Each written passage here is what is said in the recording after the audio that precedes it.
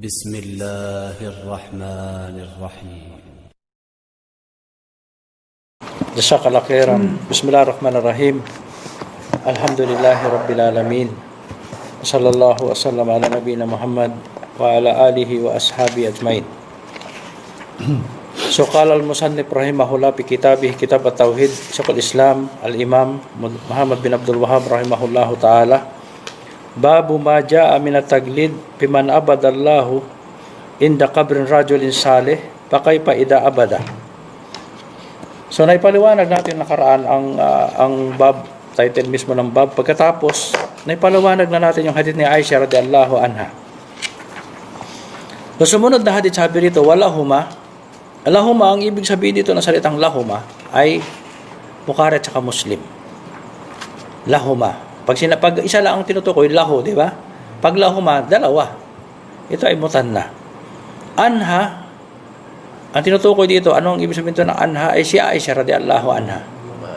Kasi kung papansin nyo, halimbawa sa Bulugh al-Maram, may mga sa Bukhari, sa mga ibang kutob ng hadith, kapag ang susunod na narrator siya pa rin, hindi na binabanggit siya. Halimbawa, sa hadith na nauna, Abu Hurairah. Sabihin doon ng mu'alif halimbawa, Ibn Hajar sa Bulugh, sasabihin niya, wa anhu, radhiyallahu anhu.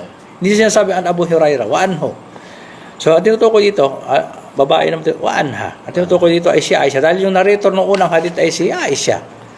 Yung nabanggit niya nga nabanggit sa kanya ni Salama yung kung ano nakita niya sa kanisa sa Ardul Habasya.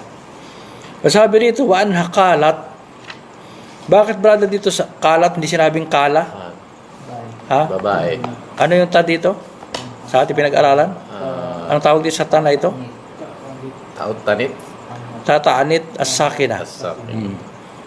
So ito ay isa sa mga alamat ng PL na kapag muannat, ang tawag dito ay ta'anit as-sakina. So hindi sinabing kala kasi si Aisha ang narrator ng hadith, sinabi kalat babae, di ba? Sinabing babae. Oo. Hindi sinabing kala. Hindi sinabi pag wala yung ta'anit. Ibig sabihin ta'anit, muannat, pambabae. Kala lang, lalaki ang pero pag ito kalat, ibig sabihin ito muannat. Lamma nusila bi Rasulillah sallallahu alaihi wasallam, nusila, ang ibig sabihin ng salitang nusila, dito dapat sabi nga ng mga ay damma. Dito ay marpu sa nun. Hindi dito nasala, nusila. Ang tinutukoy dito ay ang pagbaba ni Malak al-Maut na lamma nusila nang bumaba ang angel of death bi Rasulillah sallallahu alaihi wasallam sa Propeta Muhammad sallallahu alaihi wasallam. Ibig sabihin, malapit na mamatay Propeta sallallahu alaihi wasallam ng oras na yan. Tapika, sabi nga nito, yatrahu kamisatan lahu ala wajhihi. Tapika, ibig sabihin, kumuha siya ng kamisa at ito ay itinakip niya sa kanyang mukha. Habang siya ay naghihingalo na ang Propeta sallallahu alaihi wasallam. Ito, siya ay naghihingalo na. So dahil sa hirap na init o ano man ang kanyang kumuha siya ng kamisa o panyo o tela o basahan, tawag natin basahan na malinis, na binabasa pa at tinatakip sa mukha para mahimasmasan o mawala yung kanyang paghihirap, yung mabuwasan yung lagnat. Yun ang tinatawag natin, nakakararas talaga siya ng sakratul maut ala wajhihi, sa kanyang mukha. Paidag tamma biha kasyapha. At kapag siya ay ibig sabihin nahihimasmasan o medyo nakakaramdam ng kunting recovery, tinatanggal niya. Ibig sabihin aalisin yung pagtakip, tinatakip niya sa mukha niya yung pero kapag siya naman inaalis niya yung takip sa kanyang mukha. So yan ang sitwasyon, una-una ritong pawaid rito na ang Propeta Muhammad sallallahu alaihi wasallam siya ay bashar. Na nangyayari talaga sa kanya ang nangyayari sa lahat ng bashar. Unang tao, unang bani Adam, unang human being. Na siya ay kakasakit, siya ay dumating sa kanyang kamatayan. Kaya siya ay nakakaranas din ng paghihirap sa oras ng kamatayan. Pakala wa huwa kadalik. Ibig sabihin pakala at pagkatapos ng salita ng propeta na wa huwa kadalik, ito ibig sabihin nasa ganyan siyang katayuan. Wa huwa kadalik, nandiyan siya sa ganyang katayuan na naghihirap. Naghihirap na, nag-aagaw buhay, ibig sabihin, mamamatay na. Wa huwa kadalik, nandiyan siya sa ganyang katayuan. La'natullahi alal Yahudi wan Nasara, ittakadu qubur anbiya'ihim masajid. Na ang propeta ay nagbigay pa sa atin ng habilin. Habilin. Na ibinibilin niya talaga sa atin ang wag na wag kayong pupunta sa shirk. Layuan ninyo, iwasan ipapaalala ko sa inyo haba ako'y nag-aagaw buhay na wag kayo talagang gagaya sa mga Yahud at Nasara na involved sa shirk sa pamamagitan ng pagkuha ng libingan ng kanilang mga banal na tao o ng propeta na gagawin ng lugar na sambahan. Kaya sabi dito, sumpain, la'na. Ang la'na ay tardwal abad. Ibig sabihin na ibig sabihin ilayo o alisin ang rahma o mercy na Allah subhanahu wa ta'ala. Yan ibig sabihin ng la'na. Sumpain, di ba? Sumpain? Curse. Ibig sabihin ng la'na sa Arabic ay ibad, watard, alisin o ilayo ang mercy o rahma ng Allah subhanahu wa ta'ala sa isang taong gumagawa ng napakalaking kasalanan. Aalisin sa kanya mercy. O ilalayo sa kanya ang mercy. Sa isang taong kasalanan niya, aalisin, ilalayo. Pero yung talagang, ang kanyang katulad nito, kupur o shirk, alisin. Aalisin sa kanya. At ang lana, kapag yan ay binanggit, ibig sabihin niyan ay kabair at dunub. Hindi ordinaryong kabair, hindi yan malit na kasalanan, malaking kasalanan. Kapag ginamit ang salitang lana. La'natullahi alal Yahudi wan Nasara, ittakadu qubur anbiya'ihim masajid. So kaya ito ang palatandaan na ang gawain na yan na pagtatayo ng libingan ng masjid o lugar ng sambahan o ng dasalan o ma'bad sa libingan, ito ay way ng mga naunang tao, ng mga Yahud at Nasara. Kaya hindi yan sunna ng Propeta Muhammad sallallahu alaihi wasallam at hindi yan gawain ng mga propeta, yan ay gawain ng mga taong suwail sa kanilang mga propeta. Na lumabas sa katawan ng mga propeta ang Yahud at Nasara. Nabanggit niya dito ang Yahudu wan Nasara. At pinaka-worst dito, lalo alam naman natin, pinaka-worst sa mga na ito ay mga Nasara. Mga Nasara. Eh sabi rito ni Aisha, ito ay comment ni Aisha sa yuhaddiru ma sanao. Ibig sabihin, binabigyan tayo ng babala ng propeta habang siya ay nag-aagaw buhay.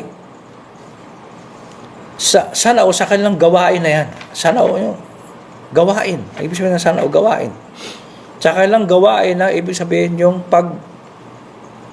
pagtatayo ng sambahan sa libingan o paglalagay ng mga rebulto at estatwa sa kanilang lugar ng sambahan. Walau la dalik ubrisa kabraho.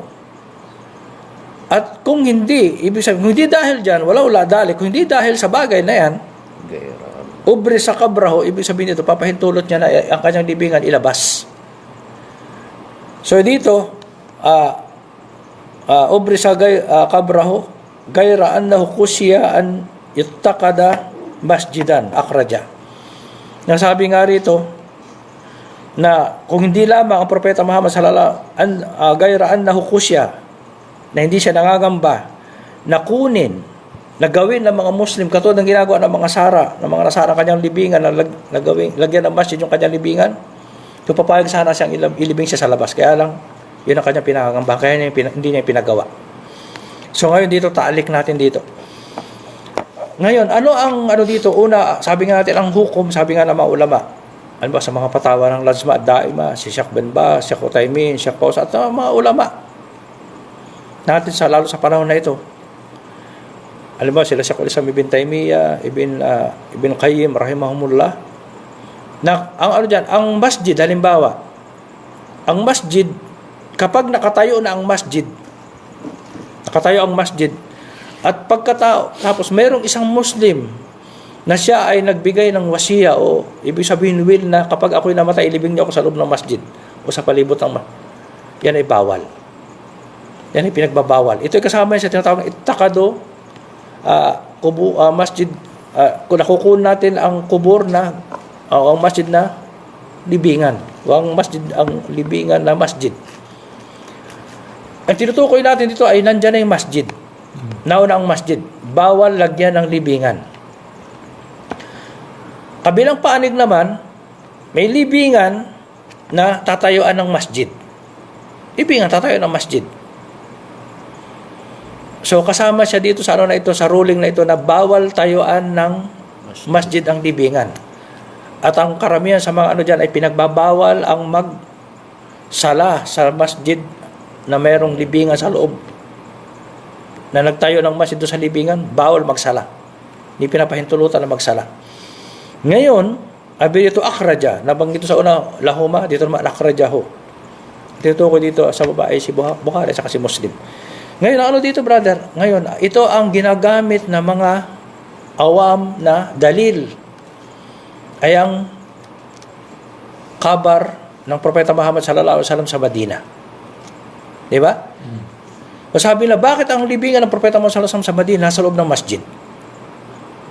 So yan ay dapat intindihin nating mabuti, unawain nating mabuti kung ano ba talaga ang pangyayari sa mga bagay na yan.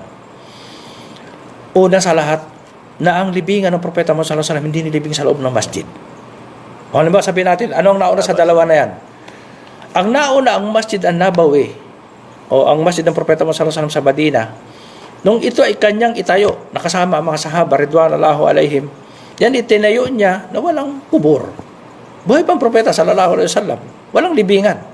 Itinayo niya ang masjid na walang libingan yung lugar na pinagtayuan. So ibig sabihin, maliwanag talaga na hindi ang propeta nagtayo ng masjid sa libingan. Ngayon, nung siya ay mamatay na, ang propeta sallallahu alaihi wasallam, ang kanyang bahay o hujurat tawag natin sa suratul Hujurat, di ba? Hujra ng kanyang mga asawa, kay Aisha at mga iba pa niyang asawa, ay sa tabi ng masjid. Meron siyang daanan papunta doon sa harapan, no? sa papunta sa mihrab. Meron siyang daanan na sariling pintuan, ang propeta sallallahu alaihi wasallam. So, magmula doon sa bahay ng kanyang mga asawa. Nasa tabi ng masjid, sa parting shark sa silangan. Ngayon, nang ang propeta Muhammad sallallahu alaihi wasallam ay mamatay, ang mga sahaba, sila ay nagpulong o sila ay nagmeeting na para malaman kung saan ililibing ang propeta sallallahu alaihi wasallam. So kaya, nung sila ay walang desisyon, si Abu Bakar, sabi niya, narinig ko ang propeta sallallahu alaihi wasallam na ang mga propeta, kapag sila ay namatay, doon sila ilibing kung saan sila namatay. Ay sa hinahadit na kung saan sila kubida, namatay, doon sila ilibing ang propeta. So yun ang ginawa nila. Nilibing siya mismo doon sa bahay ni Aisha radhiyallahu anha. So iba ang masjid, iba ang libingan ng propeta doon sa loob ng kanyang bahay. Sa hujra ni Aisha radhiyallahu anha. So ito ay lumipas ng maraming taon sa panahon ng mga kulapa na natili na ganyan, ng mga ibang mga sahaba. Noong panahon ni Omar ibn al-Khattab radhiyallahu anhu, nag-expand ang masjid. Nagkaroon ng extension, pero sa parting kanluran at paharap papunta sa Qibla. Hindi nila ginagalaw yung parting silangan sa papunta doon sa hujra ng mga asawa ng Propeta Muhammad. Ganon din na mag-expand siya, Uthman radhiyallahu anhu. At lumipas pa ang mga panahon ng mga sahaba. Nagkaroon ng expansion, nag-una ng expansion na nasakop ang libingan ng Propeta Muhammad sallallahu alaihi wasallam.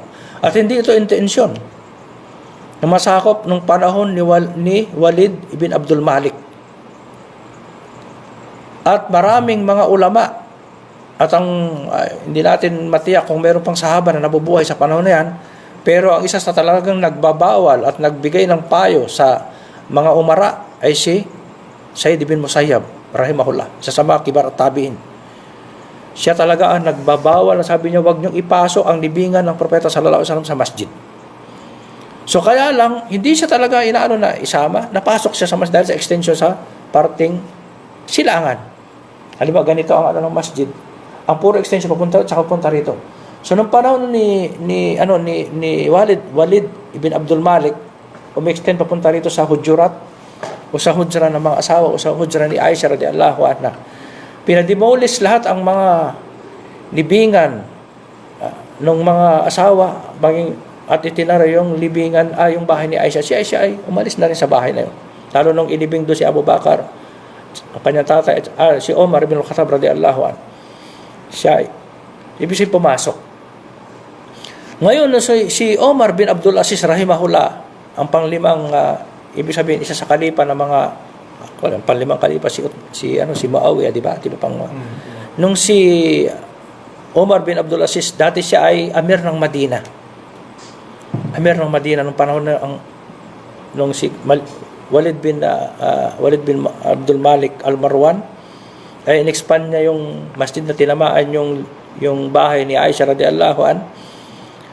So ang amir nung sa Madina ay si Omar bin Abdul Aziz.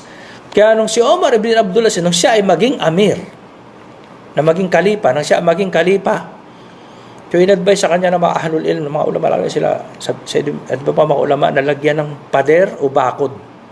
At yan ay binakuran ng talagang maraming bakod, umabot ng 3. Sabi nga, 3 bakod dyan. 3 bakod, para wag talagang mapuntahan ng mga tao. Binakuran talaga, in-isolate yan sa masjid. Ayan ay isolated sa masjid. Kaya yung mga tinatawag mutasaddid, na sinasabing hindi ako magsasala sa Masjid an-Nabawi dahil may kubur, yan ay, sabi nga natin, ibig sabihin, mayroong ijma' ang mga alul ilm na hindi yan nasa loob ng masjid dahil yan inilagyan ng hujra. Judran. Ibig sabihin talagang 3 pader na, sabi na patatsulok pa para kung hindi ka mapapaharap dyan, pagharap po sa kibla, hindi ka tatama talaga pagharap dyan. At pinagbabawal talaga dyan. Kaya yung mga pinakinggan natin, yung mga paliwanag tungkol dyan, maliwanag sa atin, ayon sa talagang sa mga dumating sa ating atar na sahih, na hindi nilibing ang propeta sa masjid. Ang propeta sallallahu alaihi wasallam hindi nagtayo ng masjid sa libingan. Maliwanag. Kaya hindi pwedeng kunin na dalil ngayon ang Masjid an-Nabawi na sinasabi na ang libingan ng propeta Muhammad sallallahu alaihi wasallam ay nasa loob ng masjid. Kasi ang ibig sabihin ng origin talaga na yan ay wala sa loob ng masjid. Kung sasabihin natin nasa loob, yan ay nasa outside ng masjid kasi binakuran.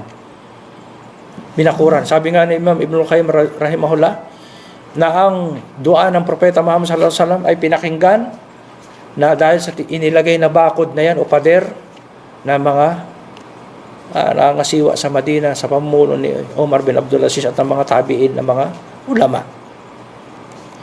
So kaya hindi yan pwedeng kunin na dalil na sabi nga pwedeng maglagay ng libingan o magtayo ng masjid sa libingan. Dahil hindi yan ang ng propeta sallallahu alaihi wasallam. At meron pang susunod na bab, sabi ron, Allahumma la taj'al qabri idan o masjidan. Merong hadith sa susunod na bab na wag niyong gawin ang aking libingan na lugar ng sambahan. Watanun yu'bad. Sabi nga doon, watanun yu'bad.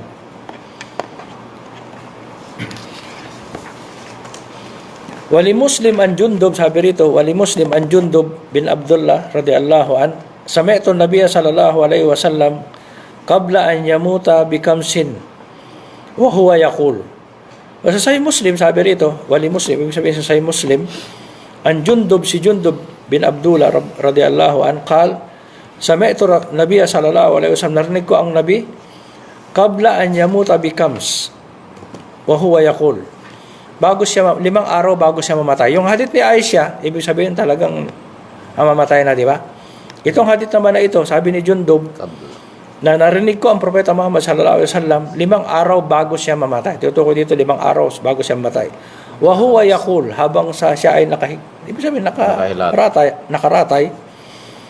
Inni abra'u ila Allah an yakuna liminkum qalil.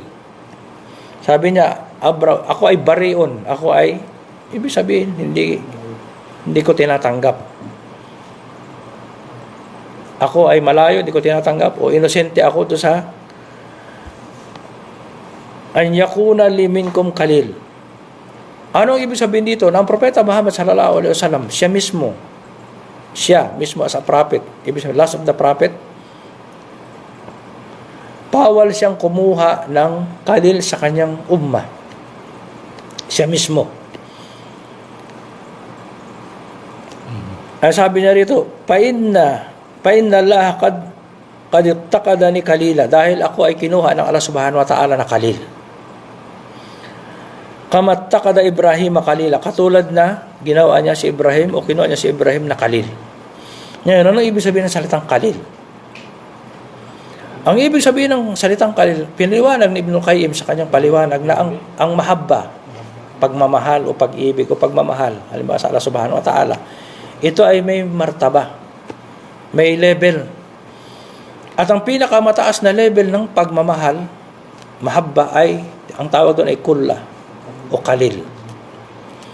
Na ang propeta Muhammad sallallahu alaihi wasallam, at saka si Prophet Ibrahim alayhi salam o mga propeta, nakamit nila ang pinakamataas na antas ng pagmamahal sa Allah subhanahu wa ta'ala. Pinagkalooban sila ng Allah subhanahu wa ta'ala na ang puso nila ay punuin ng talagang puno ng pagmamahal. Hindi nila ipinapantay ang Allah subhanahu wa ta'ala sa sino man. Yung kanilang pagmamahal sa kanilang mga tabiiya, alam mo, sabihin natin, diniya at tabiiya, kaya lang hindi katulad ng pagmamahal nila sa Allah subhanahu wa ta'ala ay kulla. Kaya hindi pwedeng gamitin yung salitang friend o kaibigan, o hindi yan tamang translation o paggamit. Ang ibig sabihin ng salitang kalil ay darajatul aliyah o ulya ng mahabba. Highest level ng pagmamahal. Yan ang ibig sabihin ng salitang kalil. Kalil. So, ano dito ngayon? Walau kuntu muttaqidan min ummati kalila, lattakadtu Abu Bakrin kalila. At kung ako naman ay allowed, ibig sabihin, kung ako ay pinapahintulutan, allowed sa akin na kumuha ng kalil, ang kukunin ko talagang malapit na, ibig sabihin, pinakamamahal ko ay si Abu Bakar. Kung pwede akong magkaroon talaga ng, hindi lamang close na ibig sabihin, mataas na level ng pagmamahal, ang kukunin ko si Abu Bakar, kasi alam niya, ito yung sindik. Kaya nung tanongin nga siya, sino ba pinakamamahal mong tao, sabi niya, ang tinutukoy dito, mahabba, man ahabbun nas ilay. Sabi niya, Aisha. Sabi niya, lirrijal, sa lalaki, sabi niya, abuha, tatay niya, si Abu Bakar, nabanggit talaga. So, kung allowed akong kumuha, ang ibig sabihin, kumuha ng kalil, ang kukunin ko si Abu Bakar. So, ibig sabihin, hindi talaga allowed ang Propeta Muhammad sallallahu alaihi wasallam. Ngayon, sa ating side naman, sa ating panig naman, allowed tayong kunin ang propeta na kalil. Kasi marami tayong makikita ang mga hadith. Si Abu Hurairah at iba pa mga sahabat, sabi nila, awsani kalili. Diba? Tapos doon na kalali kalili. Maraming mga hadith tungkol na sinabi ng aking kalil. Tungkol lang dito ang propeta Muhammad sallallahu alaihi wasallam. Tayo, pwede natin talaga. Unang-unang Allah subhanahu wa ta'ala, pagkatapos sa mga nilika, sa propeta, siya ang ating kalil, ang propeta Muhammad sallallahu alaihi wasallam. Kaya, yung iba din, sabi nila, Habibi, ang tawag sa propeta, hindi natin sinasabing mali yan. Kaya lang, ang pinaka talagang ang status talaga ng propeta Muhammad sallallahu alaihi wasallam ay kalil para sa atin. Dapat siya ang kalil. Katulad na nabanggit doon sa hadith na natapos natin sa Bukhari. Ang propeta Muhammad sallallahu alaihi wasallam, dapat siya ang pinakamataas sa atin mga Muslim na minamahal pagdating sa ito ay mas mataas pa sa ating magulang, sa ating asawa, sa ating mga anak. Katulad na nabanggit natin sa hadith. So tayo, allowed tayo, katulad ng may mga nusus na dumating sa atin, magmula sa sunnah, na allowed tayo na kunin ng propeta Muhammad sallallahu alaihi wasallam na kalil. Isa din sa mga pawaid dito na itong palatandaan na si Abu Bakar talagang pinaka-abdal sa umma ng propeta Muhammad sallallahu alaihi wasallam. Siya ang pinakadakila sa lahat. At maraming syahid sa sa bagay na yan. At ito rin ang palatandaan na si Abu Bakar talagang may hukok ng kilapa. Unang-unang kilapa. Hindi yung kung ano naman sinasabi ng mga Shia, ng mga Ahlul Gulu, na dapat daw si Ali bin Abu Talib radhiyallahu anhu inagaw doon ni Abu Bakar at ng mga ito ang katibayan na si Abu Bakar talaga ang may karapatan ng unang-unang kilapa. Pagkatapos, pumunta sa panibagong si Jundub, sabi, ala wa inna man kana qablakum kano yattakiduna qubur anbiya'ihim masajid. Yung mga nauna sa inyo, tinutukoy dito, Yahud, Nasara, yung mga nauna sa mga umma ng propeta Muhammad sallallahu alaihi wasallam, yung mga nauna. Ito ba na yung mga musrikin o mga Yahud, Nasara? Ito ang niya dito na yan ay kinokondem niya yung pagkuha ng libingan ng mga na masajid ng mga propeta na gawing masjid. Ito ang una, condemnation o kinokondina. Ibig sabihin ito ay mahigpit na pagbabawal. Pangalawa, sabi, ala pala tattakidu qubur anbiya ala pala tattakidul qubur masajid. Pangalawa, sabi niya, huwag niyong kukunin. Pagbabawal na ito, pumunta na siya ngayon. Huwag pala. Huwag niyong gagawin o kukunin o ang libingan na lalagyan niyo ng masjid o ng lugar na sambahan. Kasama rin dito, huwag kayo sasampa sa masjid, sa libingan. Sa libingan. Huwag kayong gagawa ng ibada sa libingan. Pangatlo, bahagi dito, painna anhakum andalik. Talagang direktang pagsabi niya, dahil, sabi nga rito, katotohanan, pinagbabawal ko sa inyo ang gawain na yan. Ang pagtatayo, sino sa salita doon? Ang propeta Muhammad sallallahu alaihi wasallam, sabi niya, painni anhakum, anha, nahi. Pinagbabawalan ko kayo na gawin yan. Gawin yung gawain na yan, na ginawa ng mga Yahud saka ng mga Nasara, o ng gawain ng mga Musrikin. Huwag yung gagawin yan. So kaya dito talagang ito ay mabigat na pagbabawal, na ito ay nasa Bukhari, sa Muslim, sa Sahih Muslim, na talagang mataas o mabigat na pagbabawal ng propeta. Unang-una sabi niya ito, huwag niyo kukunin. Inaano niya, kinokondem niya yung mga tapos huwag niyong gagawin yan. Pagkatapos sabi, wa inni anhakum dalik.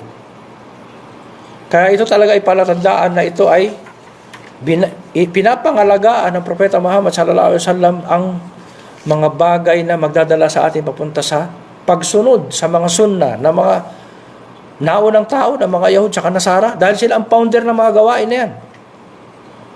Huwag tayong gagaya sa kalang pamaraan. Una yan. Pangalawa, huwag nating gagawin talaga yan dahil magpunta tayo sa shirk.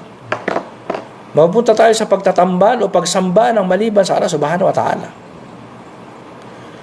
Ito ay una, sa unang hadith ni Aisha, nag-aagaw buhay. Dito naman, 5 araw bago siya mamatay. Kaya ito pala sa Madina, sabi, nakapokus talaga siya sa Makkah ng 13 taon na talagang focus sa tauhid at talagang pagbabawal ng shirk. Dito sa 10 taon na nalalabi sa Madina, hindi rin niya tinitigilan yan. Kahit para dumarating ang mga ahkam o mga batas, pero continue pa rin ang tinatawag nating paglilinaw, pagpapaliwanag ng tauhid at pagbabawal ng shirk hanggang siya ay bawian ng buhay, ang propeta sallallahu alaihi wasallam. Kaya sabi dito, ayon dito sa comment ni Aisha, sa comment dito ni Sheikh Muhammad bin Abdul Wahhab, faqad naha anhu wa huwa fi akhir hayatihi. Ibig sabihin dito, katotohanan na pinagbabawal ng propeta Muhammad sallallahu alaihi wasallam sa huling bahagi ng kanyang buhay ang mga gawain na yan.